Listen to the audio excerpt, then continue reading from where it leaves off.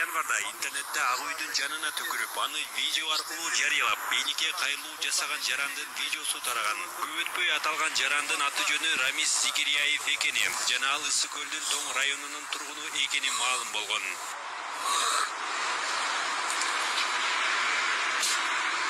Рамис Закирияевди бүгүн эртең менен 1-май райондук милициясы Тоң районунан 1-май райондук акимиятына алып келишти. Ал 27 жашка келип, өмүрүндө биринчи ирет мыйзамды атайлап бузганын айтат. Главный мен ошол эки душамдагы болгон, ичимде болгон ошол эки ичип жеген байкелерибиз, ошол эки өзүбүздүн эле байкелерибиз болот, ошолорчу ушу Кыргызстанда ушундай состоянияга алып келип таштап, ушундай туура эмес иштерди жүргүзгөндүгү үчүн эле мен ошондой ишти кылгам да.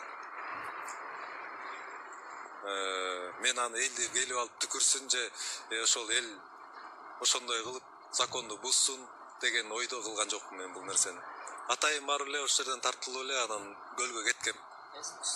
Ошол моментте эле интернетке киргизгем. Мен үчүн дагы ушунчалык туура эмес нерсе, мен үчүн да ушунчалык уят нерсе да болчу. Мен уялам да.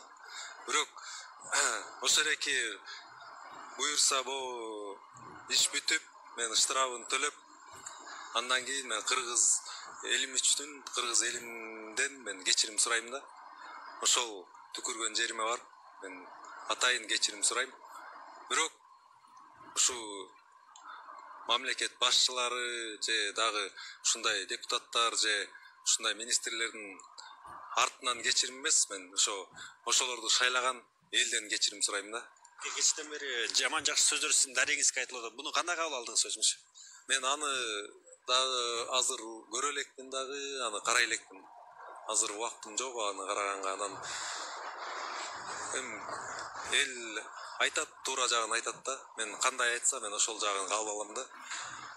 Бияктан элдер айтып атат, сени Атамбаевдин неси дейт, бирдемесинин телеохранители деди, эмне деди, ушундай ойлор кетип, мен биякта жүрүп, мен интернетти карай элекмин, анан күлкүм келип атат да ушинтип жазган кишилергечи.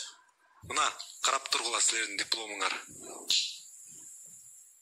Анын дагы бир таң калтырган жоругу программист статистика боюнча алган дипломун өрттөп салгандыгы. Мындай кадамга баруусунун себебин төмөнгүчө түшүндүрдү. Ал диплом мага эч нерсе бир жардам бере албайт да азыркы тапта. Дальнейшемдагы жардам бербейт ал диплом мага. Ошон үчүн мага кереги жок үчүн эле мен аны жөн эле катып алып, мен бир күнү керек болот деп ойлоп жүргүм келген жок да. Кызматта иштейм деп окудуңуз да? Убагында ошондой ой болгон, аракет кылгам, аябай аракет кылгам. Мен ушунчалык ушу элимди көтөргөн жигит болом деп ойлогом.